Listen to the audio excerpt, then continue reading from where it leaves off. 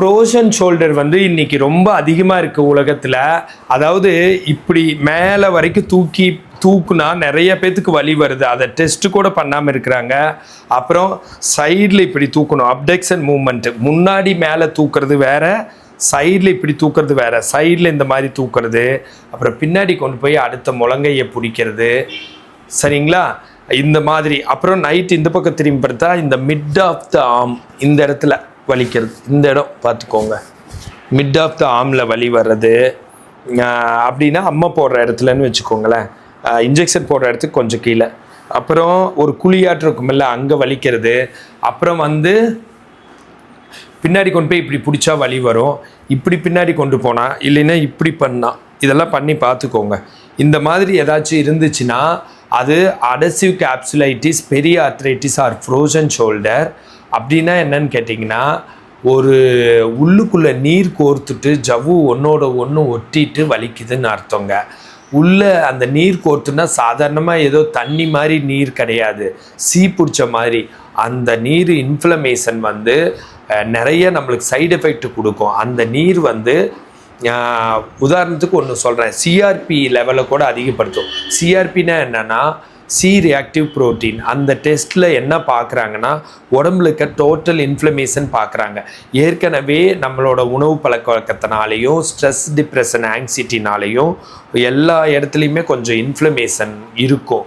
அது வந்து ஒரு அளவு இருக்குது, அந்த குறிப்பிட்ட அளவுக்கு மேலே போனால் அது வந்து சில நோய்கள்லாம் வரப்போகுதுன்னு அர்த்தம். அதுக்கு தான் அந்த டெஸ்ட்டு. என்ன வரப்போகுதுன்னு கேட்டால் பெருசாக இன்ஃபெக்ஷன் வந்தாலும் வரலான்னு அர்த்தம். ஆட்டோ இம்யூன் டிசீஸ், அதாவது ரொமட்டாய்டு ஆர்த்ரைட்டிஸ் மாதிரி, செரவாங்கி மாதிரி ஏதாச்சும் வந்தாலும் வந்துடும்னு அர்த்தம். இந்த இன்ஃப்ளமேஷன் அதிகமான. மூணாவது ஹார்ட் அட்டாக் வரப்போகுதுன்னு அர்த்தம். ஸோ இந்த இடத்துல இருக்கிற நீரை விட்டு வைக்கிறது ஹார்ட் அட்டாக்கே வழிவகுக்குது. ஏன்னா அந்த டோட்டல் இன்ஃப்ளமேஷனை அதிகப்படுத்துகிற அளவுக்கு இங்கேயே இவ்வளோ இன்ஃப்ளமேஷன் இருக்கும். இது சுற்றி அதை அப்படியே வச்சுக்கிட்டே கைதானே அப்புறம் பார்த்துக்கலாம் அப்படின்னு இருந்தால். நிறைய பேருக்கு ஒரு பழக்கம் இருக்குது, ஹார்ட்னா பெரிய நோய், கையினா சின்ன நோய், ஸ்பைனல் கார்ட்னா சின்ன நோய், கிட்னினா சின்ன நோய். யார் சொன்னாங்க? ஏதாச்சும் ஒன்றுனாலும் நம்ம உயிருக்கே ஆபத்து தான்.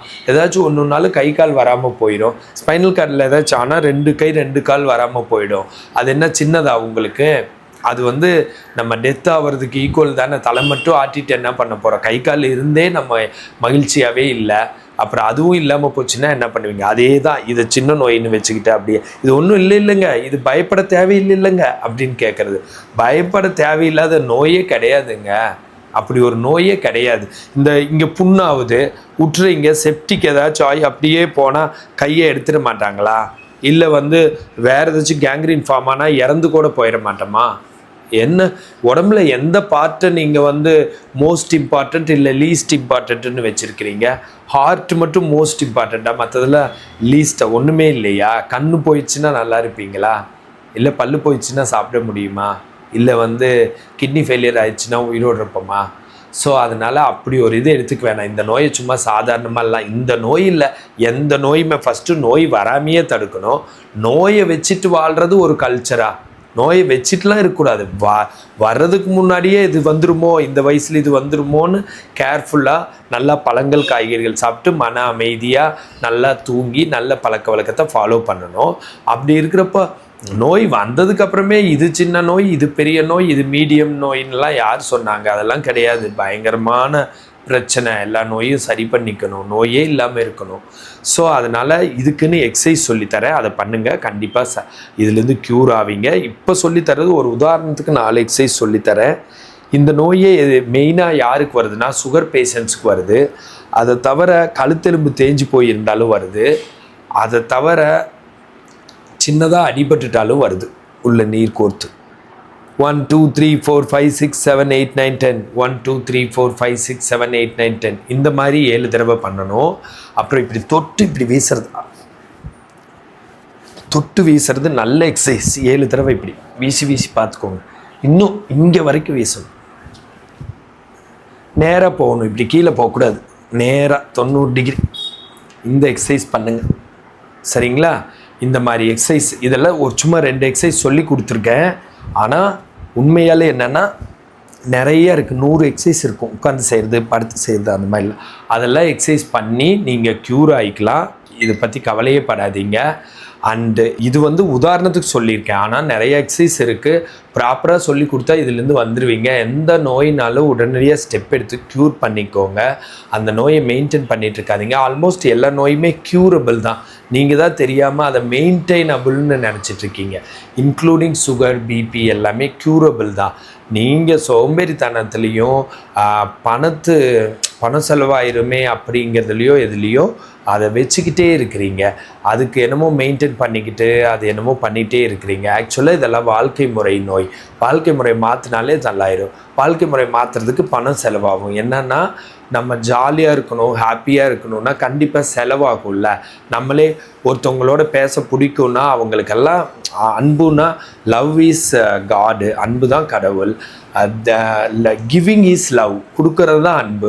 There is no love without giving. கொடுக்கறது இல்லாமல் அன்பு கிடையாது. கொடுக்கறது தான் அன்பு. அன்புன்னு வாயிலேயே பேசிகிட்டு இருக்கிறது அன்பு. அப்போ அவங்களுக்கு ஒரு பொருள் கொடுக்கலாம், பணம் கொடுக்கலாம், உணவு கொடுக்கலாம்.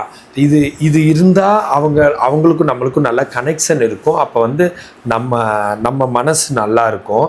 பட் இதில் எல்லாம் செலவாகும்னு சொல்லிட்டு விட்டுட்டு நோய் வந்து அப்புறம் ஆஸ்பத்திரிக்கெல்லாம் நிறைய செலவு பண்ணுறீங்க. அதுக்கு பதில் பேசாமல் அப்படி பண்ணலாம். அதுக்கு பேர் சுப விரயம். சுபமாக விரயம் பண்ணிட்டு போகலாம்.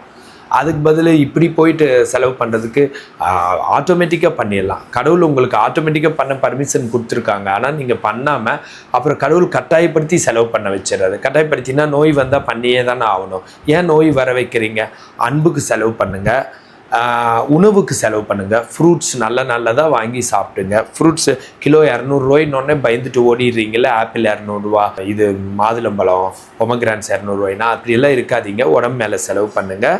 அண்டு இந்த மாதிரி இருந்தால் கண்டிப்பாக எனக்கு கால் பண்ணி அதை ஆன்லைனில் எக்ஸசைஸ் சொல்லி கொடுக்குறேன். 10 நாள்லேயே அது க்யூர் ஆகிடும். இந்த மாதிரி ஹெல்த் டிப்ஸ் வேணா என்ன ஃபாலோ பண்ணுங்கள். ஃபிசியோதெரப்பி கன்சல்டேஷன் வேணா கால் பண்ணுங்கள். பிரகாஷ் ஃபிசியோதெரபிஸ்ட்.